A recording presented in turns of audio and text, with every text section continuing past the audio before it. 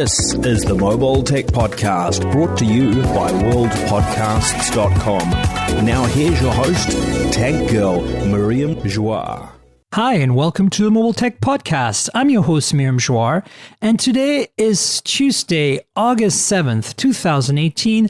My guest is no other than Rose Behar. Hi, Rose. How are you? I am great. Thank you so much for having me on.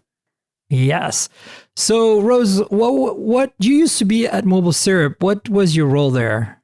I was news and telecom editor until very recently, and now I am headed down south to the dark side, to the United States. No, I'm really excited about coming down, and I'll be doing more tech writing there as well, but I can't say just yet where I'll be writing. So in case you don't know, Rose is from Canada, and I'm also a Canadian citizen who, moved to the US a long time ago and is also an American citizen. So that's what we're talking about here when we're saying moving south. I'm already south. I'm in California, in San Francisco right now. You said something interesting. Telecom means you have a good understanding of what's going on with the carriers. And, so it's not just about phones today, it's about networks. And we want to talk about 5G a little more. Last week was the Moto Z3 and 5G model launch in Chicago. I covered that extensively. My last podcast was David Kogan.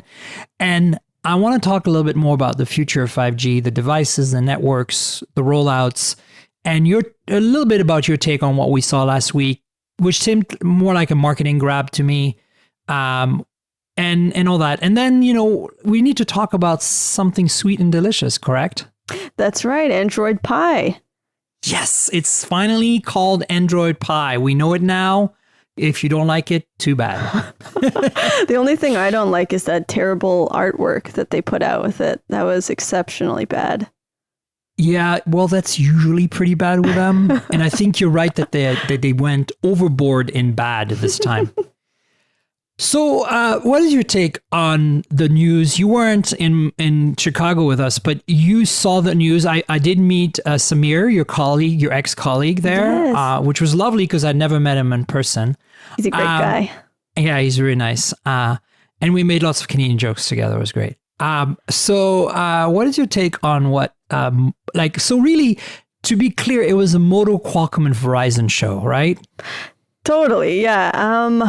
The thing about it is I love Moto devices. I'm such a big fan of their very minimal Android skin and the great build quality. And I'm looking at this phone and thinking, this is actually going to be a really nice device. It's just too bad that it's kind of, that it has the spec limitations of having an older chipset, which is still a great chipset. And it's sort of a weird position in the market, I guess. What it is, it does seem like it's just a way for Verizon to be first in 5G and a way for Moto perhaps to be first in 5G. So I hope that it does give them something as a company. But, as you've said in your previous podcast, as a consumer, I'm not sure why you'd really be interested in that. It's a tough sell. I think that it feels like a marketing exercise. For them to be able to say, for all of them to be able to say we were first, right? Qualcomm, we were the first chipset used for 5G, and Moto, we were the first company to make a 5G device, and that's mobile, right? And then for Verizon, we were the first 5G network in the US. And really, it's all a lie because it's not happening till next year. So, right. And even in next year, it's going to be very early days, and it's still probably going to be mostly industrial or mostly fixed wireless, which is using wireless as kind of an internet substitute at home. It's going to be more of that sort of stuff than actual consumer grade 5G. Absolutely. But they're talking about using millimeter wave for mobile. And that's the focus of this 5G mod. It's not sub-6. It does have two modems. There's an X50 5G modem that's theoretically capable of sub-6 non-millimeter wave 5G. And it has an X24 modem, which is a 2 megabits per second LTE advanced modem. And when you slap that thing on the back of your phone, of your Moto Z compatible phone, which right now is the only one we know of is the Z3 that was announced at the same time, it will disable or, basically disconnect the internal LTE radio from the Snapdragon 835 and take over from there, either in 5G millimeter or 4G LTE Advanced. There's no talk of supporting sub 6 on this device, even though I'm sure it physically can do it, because I don't think Verizon even has spectrum acquired for sub 6 right now. I don't even know what spectrum they have for millimeter. I know it's 28 gigahertz because they told us it was 28 gigahertz. So it's very puzzling, and all that might be answered before and or around the time this thing actually is available to purchase. The other big question is, how much is this mod going to cost? And if it's, from what we hear, there's a SIM card on board, but it's not user accessible. It's not an eSIM that's soldered in and can be programmed. It's a SIM card that has been installed in the device, but you have to take the device apart to get it out. So it's pretty much dedicated to Verizon. And it makes sense because, in the early days of 4G, phones could only support like a very few bands. Now they support multi-band. Right. But they probably optimize this thing to support whatever bands Verizon has access to, and 28 gigahertz millimeter is one of them. But millimeter wave really only going to work on line of sight, so it's not going to work indoors. So it's going to fall back on 4G LTE Advanced indoor. So, it's really full of puzzling questions. I think they're going to sell it subsidized completely. I don't think you'll be able to buy it full price. I think it's just going to probably cost like $400 unsubsidized, and you don't want to spend that kind of money on top of a phone. So it's probably just going to be like, as part of your 5G service, you pay a fee and it kind of comes with it, right?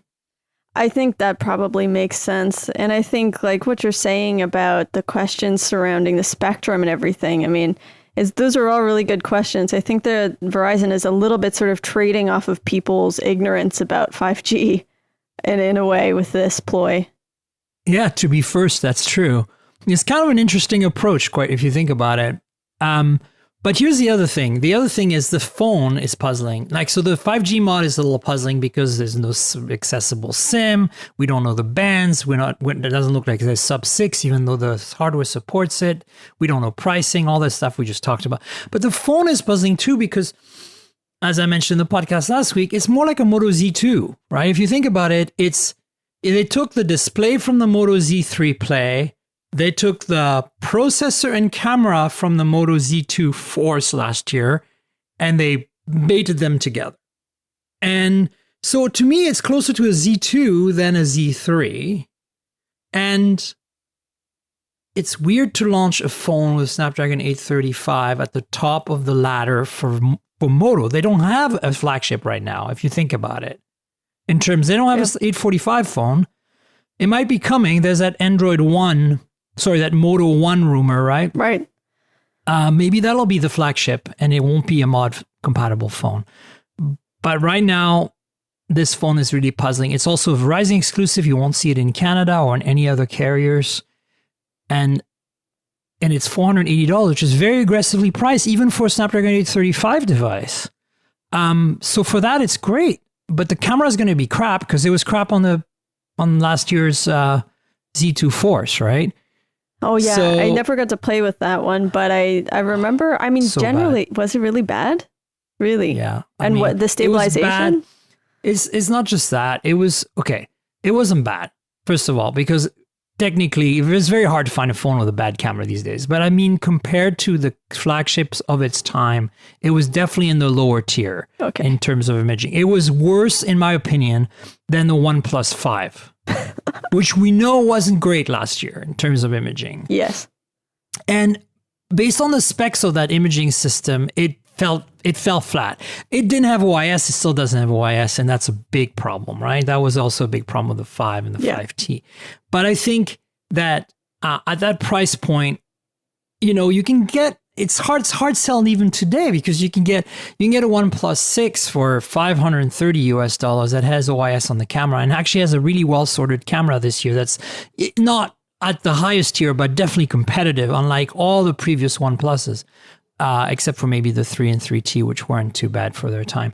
And So this camera is going to be meh, and the processor is meh, and it's at least it's affordable at 480, but it's not really that affordable when you think about it. When you can get something like an Honor 10 or OnePlus 6, and again, of course, those don't work on Verizon, so that is true. So of course there's that. But I don't know. You're buying a phone with last year's processor, you're getting a good deal. The camera might improve because maybe it was just software. So I have one. I haven't really used the camera yet very much, to be honest. I haven't been very enthusiastic about using that phone. So I've had it for a week, but I haven't really used the camera much. So I have no verdict. But so far I'm not seeing any difference between that and last year's Z2 Force. So I don't know what to think of this phone. It's weird that Moto doesn't have a flagship. It's weird that if you want a Moto phone, technically for another network than Verizon, you need to buy the Z3 Play, which is more expensive, yet lesser spec, but comes with a battery mod. The battery mod can't be more than $50 though, so I don't get it. I know. I can't say that I get it either, but I mean, it seems like it's more about the relationships between all of these three companies than it is actually a veritable, way of putting out a phone for real chance at consumers picking it up. It's bragging rights, yeah. Rose. It's bragging rights. I want to hear what you think of the 5G timelines in terms of carriers and devices and where we're headed. Like, you've been quite on top of the carrier situation in Canada in particular, so I'm curious to see what you think. Qualcomm has really been pushing hard with us media, inviting us to a lot of events, educating us about 5G a lot in the last couple of years. And it's helped, right? Like, we have a better understanding, I think, but it feels like the Qualcomm show to me, which I don't mind because they're lovely people. They're a pretty awesome company, but Huawei is doing some cool stuff in 5G and others too. So beyond the Qualcomm pony show, dog and pony show, what do you think is going on? What do you think are reasonable timelines for 5G rollouts here? Well, and that's so interesting too, even just like we probably won't get into the whole political backdrop between Qualcomm versus Huawei. But I mean, obviously it is so important. Now, what you can tell from all of the like political controversy is that 5G is really important. And of course, 4G was really important, right? It changed the way that world economies worked. The countries who were ahead on 4G LTE technology then drew ahead in many different industries. So like, it's so important. So now when it comes to 5G, there's this huge arms race kind of between all the different carriers. In the US, carriers have been way more aggressive than in Canada. So obviously we have Verizon, and I think AT&T as well is saying by the end of this year that they're going to have certain deployments of 5G. And in Canada, we actually our big three carriers, which are TELUS, Rogers, and Bell.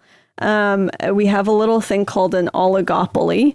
So nobody has given super specific timelines. By that, I'm just sort of saying there's a little bit less competition here. And we have a suggestion that from TELUS, at least, that they're going to deploy in 2020. And that a lot of that is also coming down to when we're getting the spectrum. So spectrum auctions happen in all these different countries. The countries that are faster to auction off these bands that are going to be part of 5G, are going to be integral to 5G, they're the ones that are going to come to market faster. And Canada has traditionally sort of lagged behind on that. And we're not predicting to get much of the 5G spectrum that carriers want until 2020 and later as well. So yeah, US is definitely pulling ahead, and so is South Korea and a number of other countries. But Canada, though it could compete on research, is not really competing on the actual the deployment, both from a competitive standpoint and like an auctioning of spectrum standpoint. So that's kind of those are the basics of what we're like looking for. but that is, still there's a lot of different variables that go into it. And so I thought maybe it'd be interesting as well to look at like realities versus what these companies are telling us to expect. Yeah, absolutely. I mean, I feel like Verizon and AT&T is certainly going to be doing something. I believe Verizon actually rolled out broadband over 5G millimeter in some markets already. Yeah. Like for home use. It's out there. Some people are using it. And to them, it's just no different than getting a cable box, right? Or a fiber connection or whatever. It's not, they're not seeing it as a mobile experience, right? No, they're not. I'm in rural New Brunswick right now. I'm using fixed wireless at this very moment to Skype with you. And as a kid, I never would have realized that it was a different situation. But the whole 5G and fixed wireless thing, which means you're getting internet through the towers rather than in cables running to your home. It's really kicked off a major new market in Canada. We used to have just a few different types of companies who would offer these fixed wireless internet services to really rural people. And now Bell and TELUS are getting into the game as well with 5G, and TELUS is already testing out 5G for fixed wireless too. So that's kind of exciting in the way that it could actually benefit rural Canadians in a way that other past wireless technologies have often left them out. Yeah. I know this is really critical, and we need that so bad in so many parts of the US right now that are underserved. It's I think it's in many ways much worse here. So, I mean, yeah, I know for sure. I think that, beyond AT&T and Verizon, I think T-Mobile's also been very keen on getting 5G out there. And they've been optimizing the network for 5G rollout for a while. I think they're much more gung-ho about sub-6. I mean, eventually everybody's going to have sub-6 and millimeter, right? I mean, that's the only way. So we're going to see how that goes. But I don't anticipate, Verizon 2019, but it's going to be very limited. There's only 3 markets right now: Sacramento, Houston, and I'm blanking on the third. There's a third. Maybe New York. And so it's not going to be and millimeter, right? I mean, it's going to be outdoors only, line of sight only. Good luck. Yeah. Millimeter. Good luck getting that 5 gigahertz, 5 gigabit per second transfer, boys and girls. Certainly not going to happen at the airport, like the use case they were giving us, which was like, you're at the airport, you're about to board your flight to China. You realize you need 4 game episodes of Game of Thrones. You've already boarded and you can't get them. What do? You're taxiing. That's pretty funny. Not happening with millimeter. Not happening with millimeter. Like happening with sub-6, yeah, but not millimeter. Jeez. So that's a really interesting aspect, because millimeter wave is the way that they will facilitate these multi-gigabit per second speeds that they're promising eventually. But millimeter wave, as we know, is still extremely tricky. It's very high frequency. And like you said, has to be line of sight. Like even leaves on a tree will disrupt it. Even humidity will disrupt it. So that's why people are thinking, first of all, it's got to be sort of small cell deployments in urban areas. And additionally, it's important to know that not all 5G will be millimeter wave. So you will see improved speeds when the deployments start coming out in 2019 and 2020, but those speeds are probably going to be more hundreds of megabits per second, not gigabytes per second. So, it's going to be great, but at the same time, that's pretty close to what we already have with LTE Advanced. So it's really just going to be more of a gradual ramp up. It's not going to be like the next day you wake up and you see that all of a sudden you're able to stream with like 6 gigabit per second rate. So that's top speed anyway. I think it's 5 or something. Exactly, I mean, the reality though is I think that the difference between 4G and 5G it will be that where you normally now get tens of megabits per second in your average everyday life with 2 or 3 bars of signal, you will now be getting hundreds of megabits per second. That's right. Ideally. So that's a big multiplier. It's like a factor of 5 to 10 times. And honestly, that's going to change things for us. But I think that For me, I'm going to be excited, and I don't think it's going to happen before 2020, when we get sub 6 on a carrier in the US. And then on top of that, when we start getting millimeter wave in addition to sub 6, that's going to be when we hit the holy grail for 5G in deployment. Whoever does that first, kudos. It might be Verizon. They're starting with millimeter though, which I think is the wrong way around. Yeah. But I think that being said, somebody's got to do it. So 2019, at least for the US, for millimeter, mobile millimeter, very ineffective, very partial implementation. But it's something. And the device so far is basically this 5G mod. And we'll see some 5G modems, I'm sure, like dedicated USB or MiFi type devices. That makes a lot of sense to me. Much more sense than a dedicated phone at this point. Yeah. But which brings us to the question is, if the others roll out, say in 2020, 2021, right, for sub 6 and whatever, will the phones by then will the technology have improved from Qualcomm, Huawei, whoever makes the radios and the antenna systems, have improved significantly beyond the 5G mod, which, as you know, is the thickness of a regular phone today, like 6 millimeters or so, right? Right. And packed with chips, antennas, and a 2000 milliamp hour battery.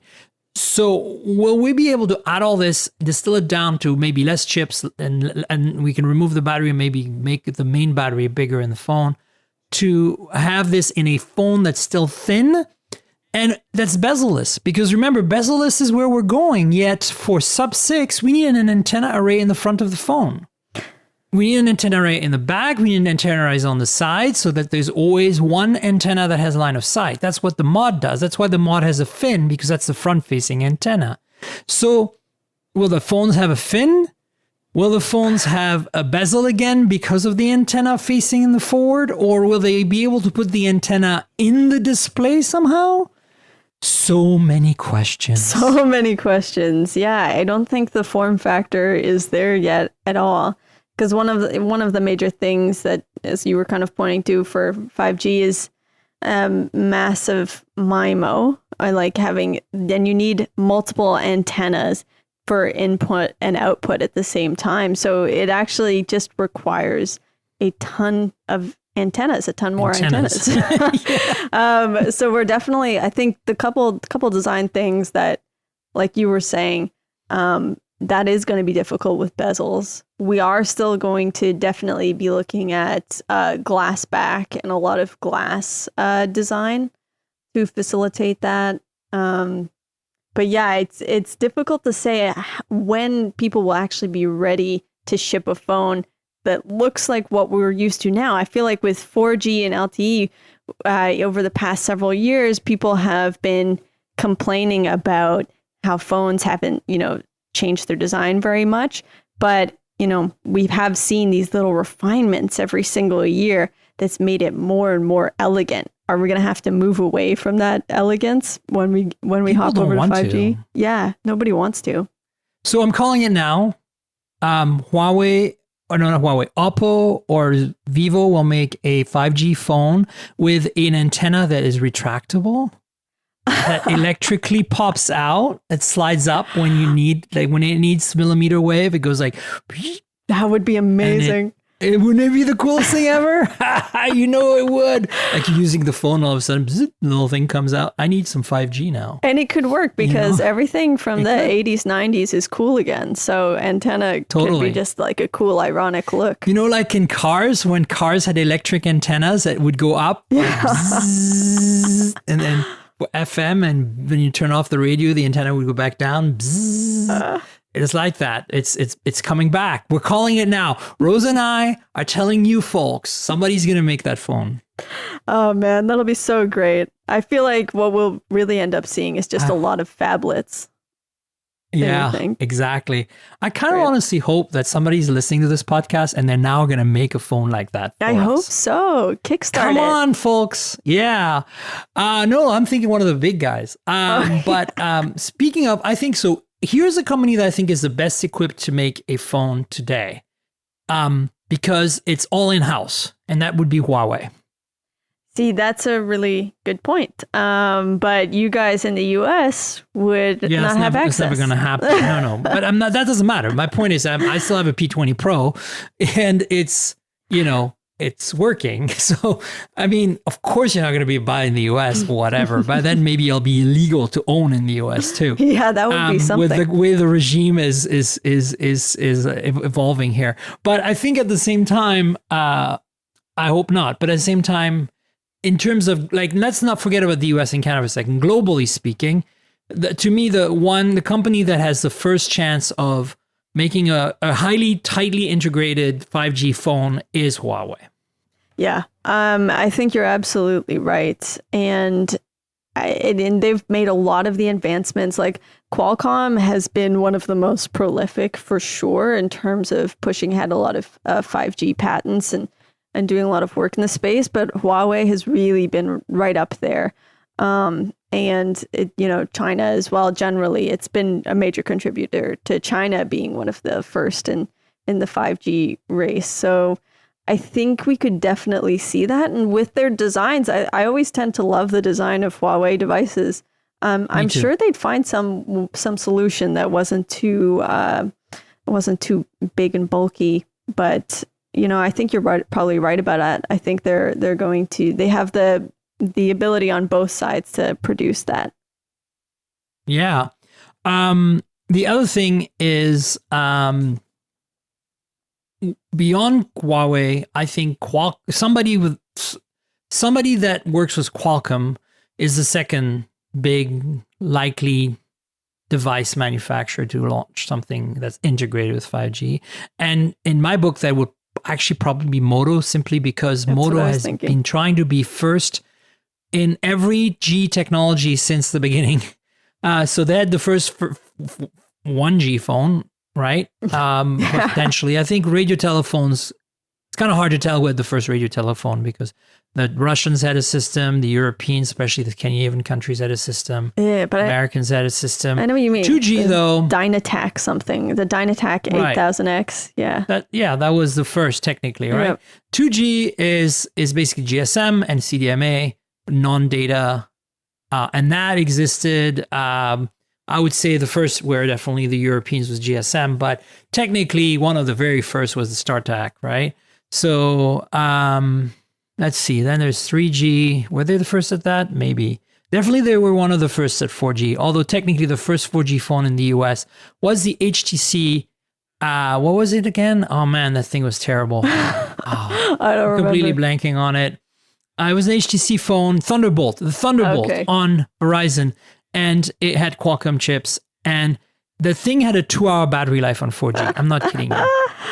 Right, which is something you brought up with you had an interview that I watched with a man from Motorola. Oh yeah. Jeff Snow, yeah. I thought that was really interesting, because he did look quite, he was quite stressed. You were asking all the tough questions. And I that's how I go. And so, yeah, he wasn't, but he said that, well, there'd be a lot of efficiencies with 5G that weren't, the same with 4G LTE. It'll be different, so the battery drain won't be as bad. But then, of course, they do have like a 2000 milliampere battery in that mod, so I'm not sure that's totally reassuring. Yeah. Well, I think it's only there for 5G. Yeah. I think it's going to draw a little more for sure. Yeah. Honestly, the feeling I got talking to Jeff was that they're trying to alleviate the issues we had with the Thunderbolt, right? They want us to be able to use 5G and have a phone that doesn't die instantly. So putting 2000 milliampere more in there, why not, right? Right. Sounds fair. Sounds reasonable. Sounds legit. It does, yeah. Jeff was lovely. I am very grateful that he was willing to talk to me, and I asked him some tough questions. I'll link the video in the show notes if you haven't seen it yet. That video was a bit weird because we're on the rooftop of the Moto building. It was sunny out. Well, kind of sunny intermittently. And I was using my Sony NEX camera to film, and I couldn't see the display. And it doesn't have a viewfinder because it was so bright. So I had no idea, like you saw half the time he's not framed properly and he's zoomed in too much because I couldn't tell what I was doing.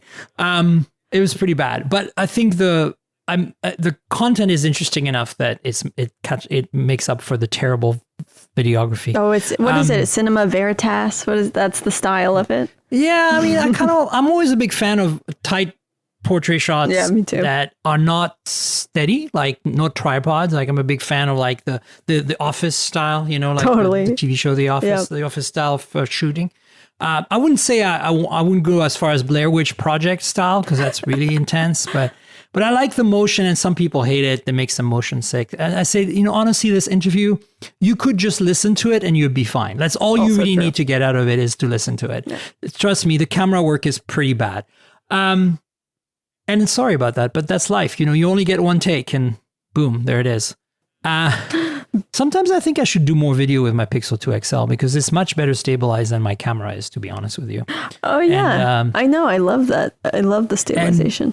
If I don't stand too close, I get a better chance to framing it properly, at least being able to reframe it in post. Anyway, lesson learned. I don't even know why I'm carrying this 10-year-old NEX anymore. It's good. I like it. I'm familiar with it. I know how to take photos with it. And I take some really good close-up photos with it. But for video, it's really not that great. So anyway, we'll figure it out. I prefer video with my mobile, whatever smartphone that I'm using, usually the Pixel 2 as well. It's just, for me, that's easier. Yeah. So what do you think? If it's not Moto, who else would it be? If it's not Moto, I guess, we could look at Samsung. We could look at Samsung because it does have a very close relationship with Qualcomm and all the carriers, and it has its own foundries, or foundry. I don't know whether it's pluralized, but they also have, like Huawei, they've been working. They have their own chipsets, and they have a lot of knowledge in that area. So I could see them, and I think also they play a lot in their marketing off of being, some of the fastest phones. For instance, like they're always used in quite a lot of speed testing tests, like in Canada, the big one done by PC Mag and Ookla. They always use Samsung phones, and that's kind of a point of pride for them. So I could see that being, another company that could be first and do it well, mind you, as well. Yeah, absolutely. Yeah, we'll see. I mean, I'm gung ho. I'm looking forward to it. Give me some 5G for sure, but I'm not sure I'm willing to compromise all the lovely things about phones today. I mean, honestly, the notch I know is an intermediate step, and I'm okay with it. I've accepted it. It's fine. Yeah, I'm okay with the notch. But those phones like the Oppo Find X and the Vivo Nex that have a slide-out camera is pretty, and that are bezel-less almost completely because of it, is pretty cool. The Find X is gorgeous. I want to talk about that a little more in a minute. But I'm trying to, and we're going to talk more about notches because there's been some crazy leaks on the Pixel 3, and that notch is wow huge. So we will talk about that a little more. But to wrap up the 5G, what do you think is going to happen in terms of pricing on this? I mean, every time a new generation comes out, the carriers are going to go out there and charge us more, right? Yeah. So definitely. Do you think it's going to be another grab on the customer here of a money grab on part of the carriers? I think there's no doubt about that. But the interesting point, one interesting point is that in fact, what carriers don't often advertise is the fact that 5G does have a lot of efficiencies built in. And, after speaking to a few analysts, they've said that it'll probably cost a whole lot less to operate. Of course, the investment costs a lot, but the actual operation will be less costly. And there's a lot of reasons for that, with like different virtualization and just this more efficient system. Everybody who I've spoken to who's helped develop 5G has been very proud of the fact that it's been very efficiently and tidily done, and it has it has a lot of there's a lot to do with the actual like digitization and virtualization that will make it less expensive. so there that's the kind of thing, like that's behind the scenes. When it comes to the actual pricing of plans and also of devices, with plans, we're already seeing the pricing going up on a consistent basis in Canada. I haven't watched the market as much, but that's already sort of been excused by carriers as, oh, well, we are working towards 5G. There's so much money we have to put into this. We do have to recoup our costs. And then when it comes to devices, again, I mean, we're all seeing that they're going far above $1,000, at least in Canadian dollars. And carriers are now coming up with new ways of selling those very expensive devices. New ways of subsidizing them. So I think we're going to see a raise in the rates. Sadly, probably true. But hey, well, that's the price of progress or something philosophical. We're suckers. That's the reality, Rose. We can't wait for that sweet, sweet gigabit 5G. Yes. Yeah, I mean, I'll be right there with everybody else. I'm really excited about it. But I know. It's fun. Reality. So, great. I think we've covered this well. I think definitely talking to you just now, made me realize how much I hadn't really thought of these form factor issues for devices. And if you start thinking about it, it's going to be interesting, right? We might have to take a few steps back to go forward ultimately, right? So I know it's strange to think, or sort of, these will take longer to come to market than we might think. That might be another element. Yeah, for sure. So that kind of brings us on, before I get into Android P, the couple of things we hinted at earlier, the Oppo Find X and the Pixel 3. I just want to say, and clearly from your reaction, you've also must have played with one recently. I spent an afternoon with the Oppo Find X in Chicago, thanks to Michael Fisher, Mr. Mobile, who lent me his. He actually bought one. Wow. And wow, what a lovely piece of hardware that is. I was blown away. I actually didn't play with it, but I have watched videos, including yours, and it is surprising that it looks so much better than I thought it would. And me too. Yeah, it doesn't look very gimmicky. It just looks really like smooth and it's professional. Premium as F. Let me tell you, it feels so high quality in hand. That mechanism feels like it can last a million years. It's really well done.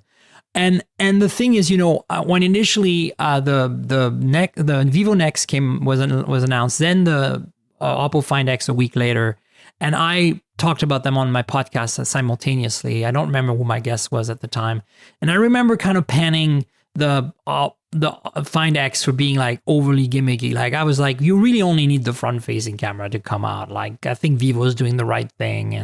And also because the Vivo had the fingerprint reader in the display, I was like, the Vivo is the better one. And it sounds too gimmicky, this Oppo thing. And now that I've played with the Find X, I get it. It is, I mean, I kind of got it even before I played with it when I watched all these videos from people and talked to a lot of folks who had handled one and said, no, wait till you touch that thing. And now I totally know what they mean. Like I want it so bad. You have no idea. And I'm not going to buy one because I could, but the software is so bad, that there's no way I'm going to buy one until there's a European version or a non-China Asian version that will support Play services, let me change the launcher, all that stuff. Because if I can do that, the hardware is absolutely, absolutely tops. It's so good. It's wow. Just wow. Yeah, I mean, it looks great. I think I totally agree with you. You can't really use it if it's just got the Chinese software on it because the Google Play services, it's sort of impossible. Does Michael Fisher actually use it, or is he's just admiring it? No, he bought it for his channel. Yeah. You can sideload the Google Play services and the Google Play Store, and he did.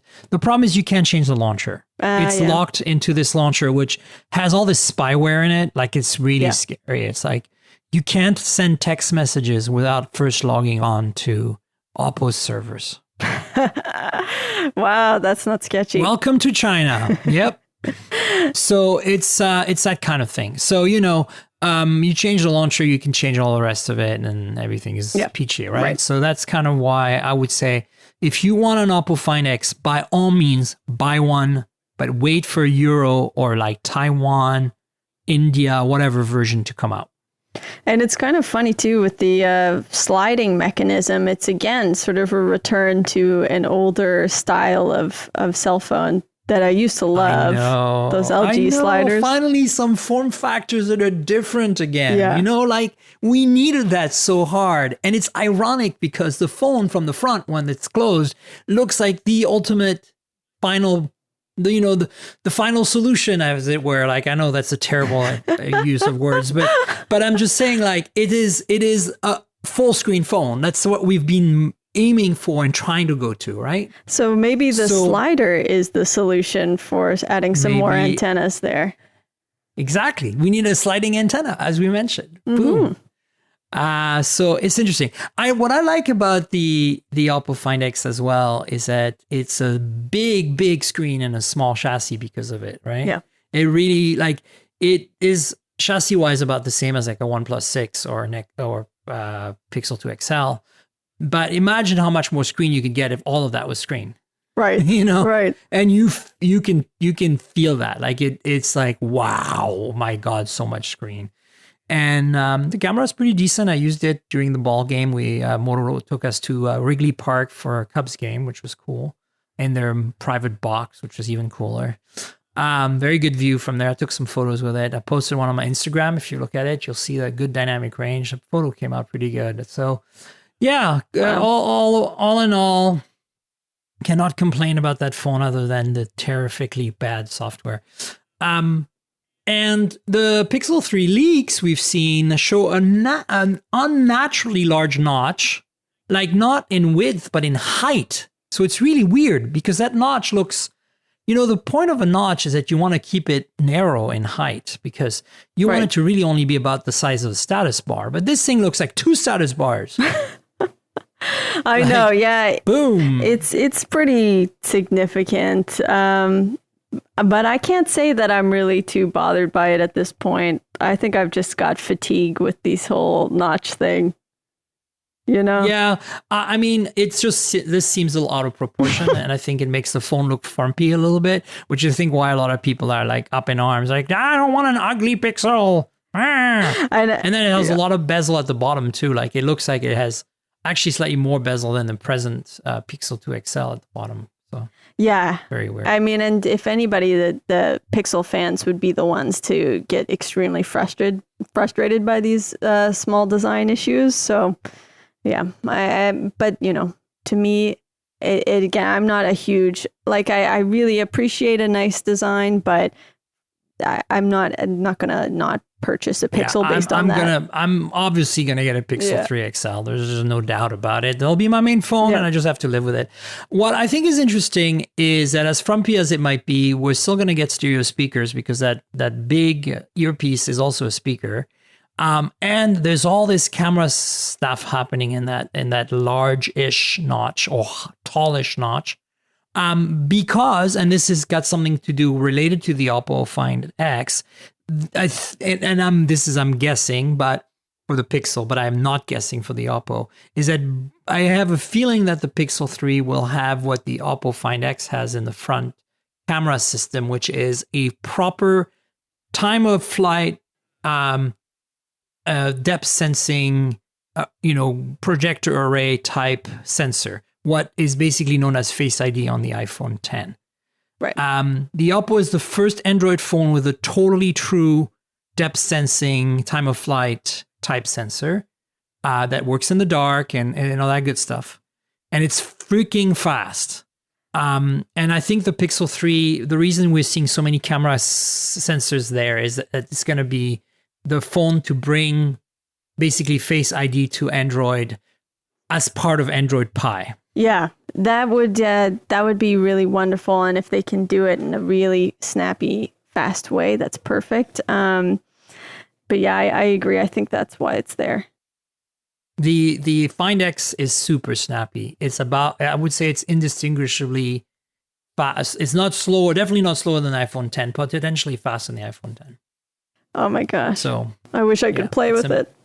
And it's amazing because it's like you can be at certain different various distances, slightly off center. It works. It just works. Wow. Like, the OnePlus 6 is fast, but only if you have light, right? Yep. Like the Honor 10 is fast, only if you have light. Speaking of the Honor 10, I just want to mention there'll be a link in my show notes. I got a review in it finally, so I've been playing with it. It's basically a P20 non-pro for a lot cheaper. So if you are looking for a really great Huawei phone, this is one of them. That's all I'm going to say. So it does compare well to the P20. Yeah, it's pretty much exactly a P20, but you add a headphone jack to it and you make it cheaper. And you lose a little bit in terms of hardware on the cameras. Like the camera hardware is a little less, but the AI features definitely make up for that. Wow. Because it's got the same AI software. The thing it doesn't have, which is a real bummer, other than, of course, no Leica branding, but it does not have that insane night mode that auto stabilizes and basically lets you have like long exposure tripod style that the P20, P20 Pro have. Yeah, that's the one AI feature they don't have in there, the AI stabilization. So SOL for that. But everything else about it is lovely. The fingerprint reader is a little slow because it's an under glass fingerprint reader. It's part of the display, but not under the display. So it's below the display, physically not under the display, but it's still not a capacitive sensor like what we're used to. It's an optical sensor, so it's a little slower, and I'm getting more false negatives on it than I'd like. So I think it depends on your finger, and I'm going to re-enroll my finger to see if maybe it's a positional thing. But it's definitely a little cranky around the fingerprint scanning. And then the headphone jack's nice, though. And the rest is pretty much P20. Same display, essentially. Strangely, has 40 more pixels in vertical. But that's the thing that blows me away about Huawei, right? They have 3 phones with 3 notches. The Honor 10, the P20, P20 Pro. Each of them have a separate display. Yeah, that's really wild. Custom made. Right? The P20 Pro is AMOLED and much bigger in size. The P20 is IPS and smaller in size. And they're both the same kind of aspect ratio and notch design. The design on the notch on the Honor 10 is slightly different than the P20. But it's got slightly different rounded corners, like more rounded corners than the P20. And it's got 20 more pixels in vertical. I mean, like they made a custom IPS panel for the Honor 10. Like this company, how? It has money, it has facilities. It is insane huge. What they do. Yeah, it's massive. I love them for it. It's like that's why I like Huawei and Honor, because they're just like they're like honey badgers, no F's given. Whatever, we'll make it do its thing. Yeah, so before we jump into Android P is for Pi, I also want to briefly mention that I have a Alcatel One X Android Go phone to review. I haven't played with it much yet, but I'm hopefully going to be able to share my Android Go experiences soon. Have you played with an Android Go phone yet? I haven't yet, but that Asus ZenFone Live L1 actually looks really... that was just announced. Yeah, right? It looks really intriguing to me. I know it's 1 gig of RAM. Well, that's what Android Go runs on. So yeah, exactly. I mean, what can you ask for? But the beautiful 3,000 milliampere battery, I really think that it will, and running with the 425 Snapdragon, I really think it'll have a really nice long-lasting battery life. And I think it was John Fingus that wrote that it could be a good travel device. And I think that's really true. Like it could be a very nice low-key camping device or something like that. Yeah, I might get one to play with because I have a feeling that it's going to definitely be better than the Alcatel. Yeah. The Alcatel feels cheap, $400. Like it feels like a $50 phone, not a $100 phone. Yeah. Alcatel. It doesn't even have a 720p display, the Alcatel One X. I mean, and Alcatel, to me, the issue too is it's just not stable. I look any of the phones that I've got from Alcatel, there's been major bricking issues. And then, yeah, it's just, I find the build quality for Alcatel is just so bad. Yeah, they're not that great. The only ones that are decent are the Blackberries. That's Yeah, true. TCL though. I mean, that's parent company. They split in two, right? It's not Alcatel. They are the same overlord, but not the same, quite the same branch. Right. Yeah. So ZenFone Live L1. There'll be a link in the show notes. Check it out. And finally, I just want to briefly mention this because I want to give them some love. Blue Sound is a Canadian company that makes basically like Sonos competitor. They make Bluetooth equipped, but also multi-room wireless Wi-Fi equipped speaker systems and components.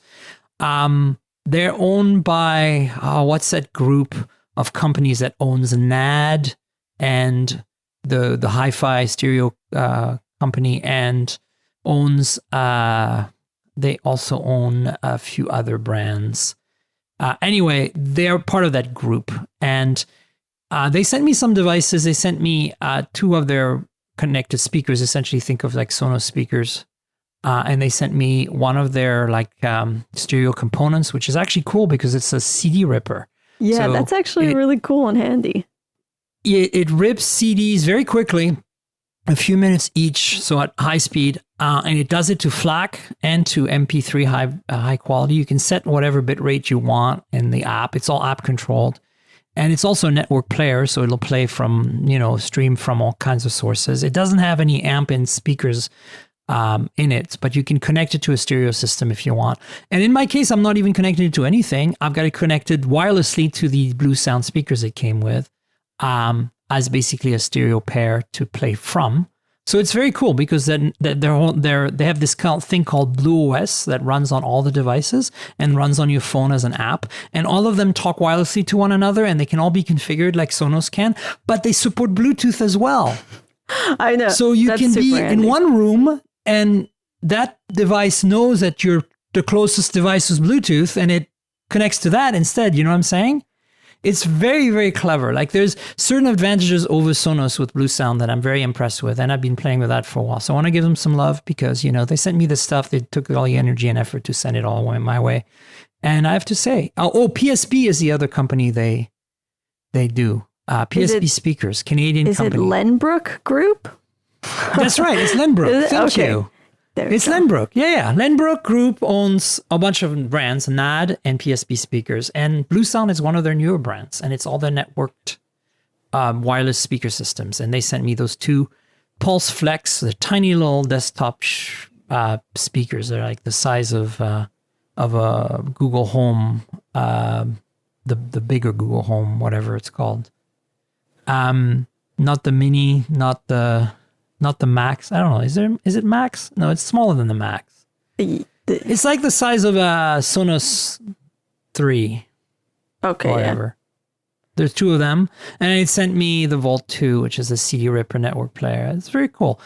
Sounds like a good, valid competitor to Sonos. And I love that. That's what I'm saying. Yeah. I didn't know that even existed. It's like they weren't even on my radar until I met them and they said, "Hey, you want some devices?" And I said, "Yes, of course. I love audio." And they sent me stuff. I didn't think they would send me stuff because all the way from Canada and everything.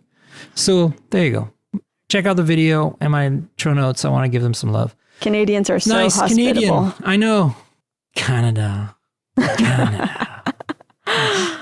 We're going to lose so many people on the show just because they're going to be like, America. Anyway. Let's talk about Android Pie, shall we? P is for pie, turns out. Who could have guessed? Are you disappointed? Did you want something else? Honestly, it's strange, but I am kind of disappointed. Yeah, because I mean, it's just so plain. Like, I wish it was pecan pie at least or something like that, But it is boring, isn't it? Because even you can have some savory pies. It's just going to be pie, folks. Oh, you're right. That's kind of nice, actually. Maybe that's what they're moving towards, right? Because Q is the next one. So maybe they're not going to be able to keep up the strictly dessert situation. Because I think people have been pointing out there's not really any good Q dessert out there. How do we do Q? You're right. So quiche might be a good option, when it comes down to it. Oh, yeah. You're right. Quiche. There you go. Pie, quiche. We're there. That's got to be quiche. See, now we have to guess on Q already. Jesus. Yeah, Q is going to be really interesting. This is supposed to be about Android P, Rose, not about Android Q. I know, I'm jumping ahead. Yeah. Oh, well. So what's your take? I mean, it's out. I have actually checked my Pixel 2 XL, see if I got the update today. I haven't really looked yet. That's how busy I've been. You're actually the second podcast I'm recording today, and I have a third because I'm going over to Petaluma to do a show with Twit up there. Wow, a marathon. So I know today is like, I hope I don't lose my voice is basically what it comes down to. Let's try to force an update that never really works, but I don't see an update listed here. So Pixels are getting it today. Yes. Well, starting today, and mine certainly didn't get it. Oh my God, I just got it. Amazing. This is the first time I have checked on my phone and gotten a download and install. Boom. Live on air. Dangerously. Yep, live on air today. If you hear me grumble on All About Android in about 2 or 3 hours live, or by the time you get this podcast, All About Android will be done with, because this is not a live show, but Android and All About Android is. So here's the thing. If you listen to this podcast, go watch the All About Android show from this week, from Tuesday, August 7th. And you'll get my verdict of whether my phone has disintegrated after the update or not. I've never had any issues with updates, but I always feel a bit, what's the word? Trepidatious? Trepidatious. Trepidatious, yeah. Thank you. Me too. Wow, it's a 1.173 gigabyte update. Whew. Yipes. They're not messing around, those Google folks. They're really not. They want to replace all the software on my phone with their special Chinese software. No, wait. That's Huawei. No, I'm so bad. No, that's not true. You know that if you listen to this podcast regularly, that you know that I don't believe for a minute that Huawei or ZTE have spyware in their phones that they sell in Western countries. I think it would be stupid for them to do that. And I don't think they do, especially since they do wonderful products. And of course, Google's not Chinese. Of course, Google's not going to have spyware. Maybe they have like American government. I mean, who knows? You never know. You never know. Now I'm just being tongue in cheek here and having a good time, folks. Don't take me seriously, okay? I don't want starting to have like a troll land coming after me because I'm making fun of that stuff. You're not the Edward Snowden right now. No, not doing the Edward Snowden thing.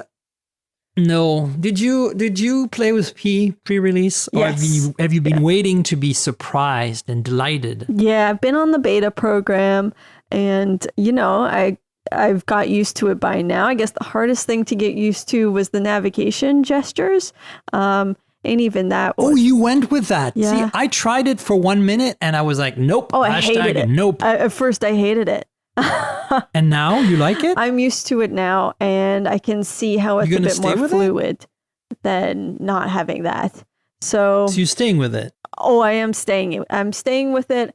I think to me, it now makes sense. I just had to take a while to get used to it. And right. Yeah, no, it cuts down a little on steps, and it's easier to do.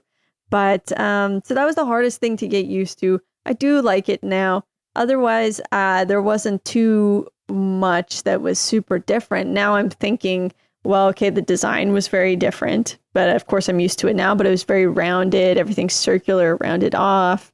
And there's the app actions, the little slices that instruct, okay, this is what you might want to do now based on what you've done in the past. And I think AI is a really big part of Android Pie in general.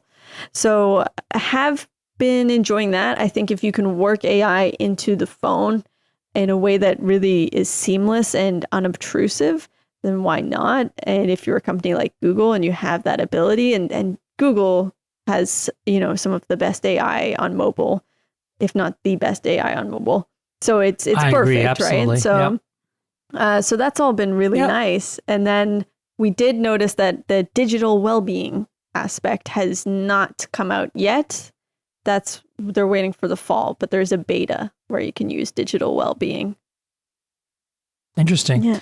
Yeah, I'm just gonna use the whatever is pumped to my phone. I have actually been waiting to play with Android P. Oh, cool. Rose, because I played with it briefly at I/O, and honestly, the gestures weren't as smooth. It didn't feel as smooth to me as what I was used to on an iPhone or even on a OnePlus. So I'm hoping that I'll try them out for a bit. I'm hoping that it's improved. If it's improved, I might stick with it. I do think that ultimately gestures are the way to go, but I feel like it wasn't implemented right when I tried it at I/O. Yeah, it wasn't quite as seamless as the way they did it on iPhone X. There were some redundancies. I'm trying to remember exactly what my issues were at first. What were your issues?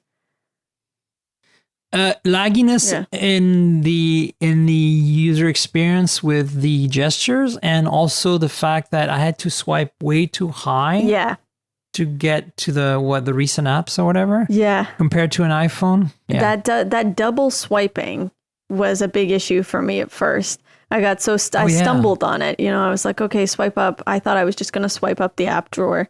I love swiping up the app drawer, but then, you have to do the double swipe or the longer swipe or the harder swipe. And that really was frustrating at the beginning. I think that was the main stumbling block for me to eventually get used to it.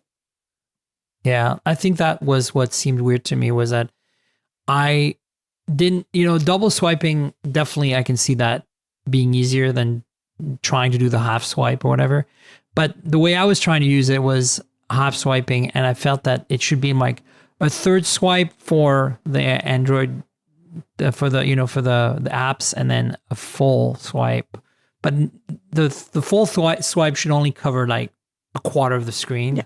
So the third of a quarter is a very short swipe to get to the app tray, Yeah. Yeah, that's kind of what I want them to do, and I don't know if that's what they've done, so we'll figure it out. We'll see how it goes. But you're right, it might just be easier to double swipe and then get into the recent apps that way. That's what I ended up doing. We'll see how it goes. I do know that I love the way iPhone implemented things. It's very smooth, very well done. I know. So it's going to be hard to beat that. I remember there was a lot of frustration from people at the beginning too, just being like, you can't just piggyback on what the iPhone has, but not do it quite as well, or do it sort of half-assed. But I think that was probably overstated looking back at it. I think it just makes sense, and it's not exactly that much of a piggyback maneuver. And it also makes sense for Android to give you more options rather than, where Apple doesn't give you as many options in terms of how to customize your experience. So totally. Yeah. I mean, I think the other problem is that, once somebody's done it once, and done it well, like Apple with the iPhone in this case, you get into that risk of it doesn't feel the same as the other people, right? And you get compared, and it's tough when you get compared, especially when you get compared with Apple. So I think it's a little unfair to criticize, because maybe we want a slightly different gesture system for Android after all, right? Like, it doesn't have to be like the iPhone. Yeah. My only gripe was it seemed laggy. Like, it doesn't matter if I have a slight different experience in how it operates, like the double swipe, than what I'm used to, but it needs to be smooth and feel reactive, right? Absolutely. So that's hopefully what they fixed. And I think the other thing is, who is like us using all these different phones and switching between them all the time, right? Come on. Like that's also why we were cranky. We're like, well, we all have an iPhone 10. We've all used it, and we don't feel it's the same. Yeah. Who's in that position other than somebody switching from an iPhone 10 to an Android phone? Yeah. Who's going to switch from an iPhone 10 to a Pixel? Not many people, that's for sure. Exactly. I mean, I'm not saying that as a slight. I mean, I love my Pixel, and I do like my iPhone 10, but I don't ever see a person with an iPhone 10 switching to an Android phone. The iPhone 10 is a phenomenal phone. Yeah. If you're going to switch from an iPhone, it's going to be from an older iPhone. Yeah. To an Android phone. Yeah, exactly. And if you're gonna, and then you're gonna use the buttons. You're not gonna use the slide because you're not used to that anyway. Yeah, totally. So I don't know. Maybe I'm wrong.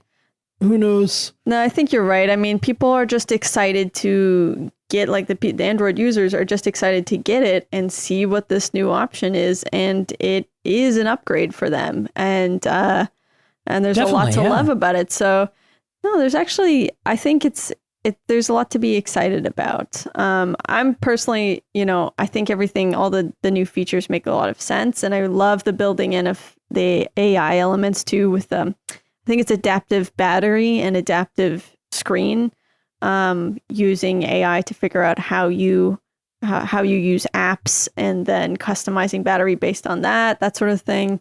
But I definitely think, I don't care too much about digital well-being, as you could probably have told from my tone of voice.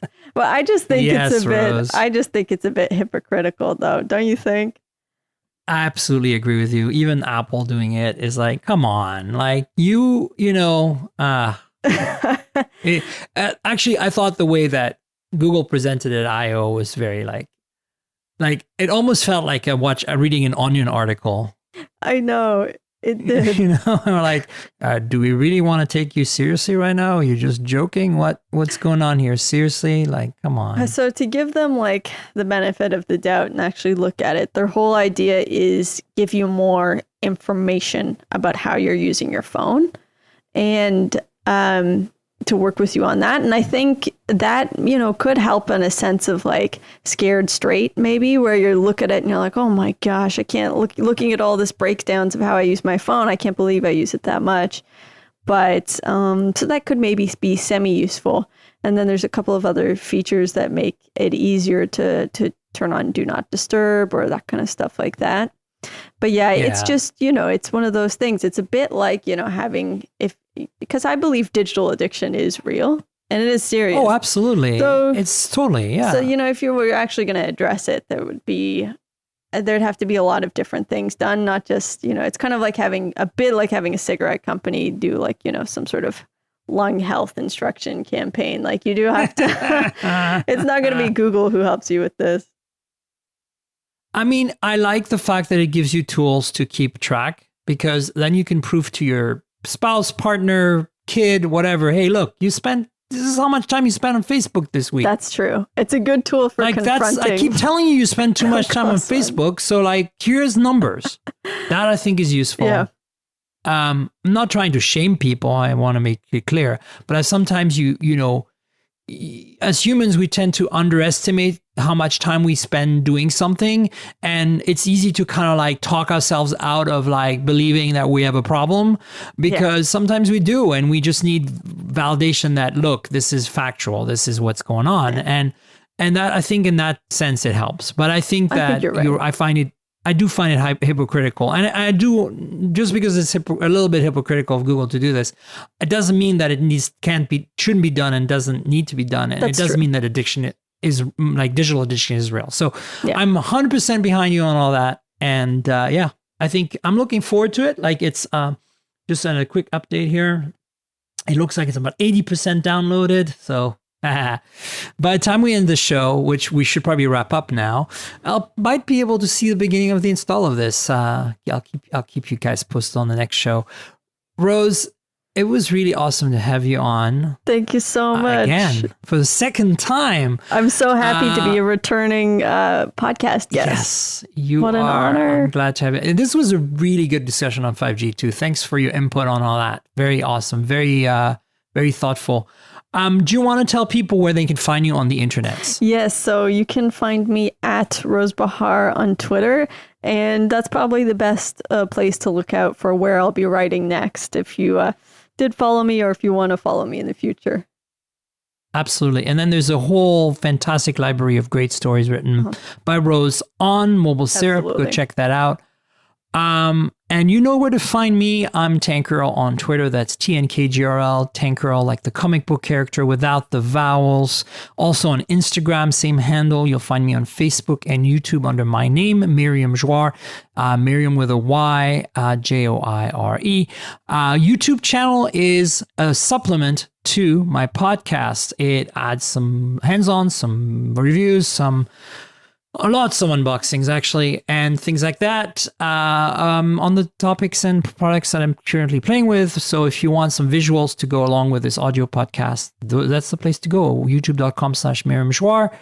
And of course, mobiletechpodcasts.com is where you can find the podcasts. If you're listening for the first time, maybe online with a little Flash player and you want to subscribe, you can do that by going to that link, or you can go to Apple Podcasts, which is iTunes. You can go to Google Podcasts. You can go to Pocket Casts. You can go to Overcast, to Slacker, to Stitcher, to TuneIn Radio even.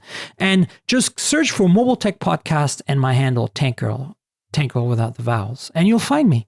And subscribe and enjoy. And subscribe to the YouTube channel. Or like the videos. We can use all the help we can get.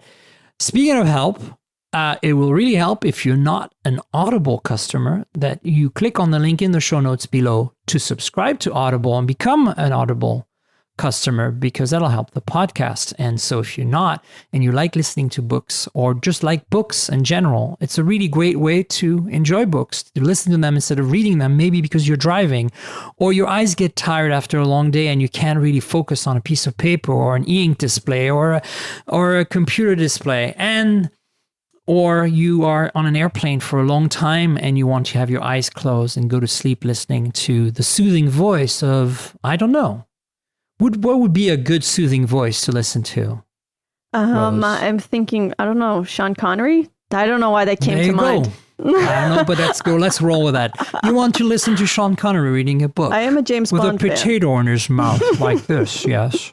And then you can, I don't think Audible has Sean Connery reading anything, but I could be wrong. And that's exactly why you should go to audibletrial.com/mobiletech. That's the link in the show notes, audibletrial.com/mobiletech, and subscribe to Audible so that you can support the show. So that's it. Thanks so much again, Rose, for being on. Really appreciate it. Thanks again for having me. Yeah. And we'll be back next week with another show, folks. Cheers, everybody. This has been the Mobile Tech Podcast with Tank Girl, proudly presented by worldpodcasts.com. You can visit us online at mobiletechpodcast.com.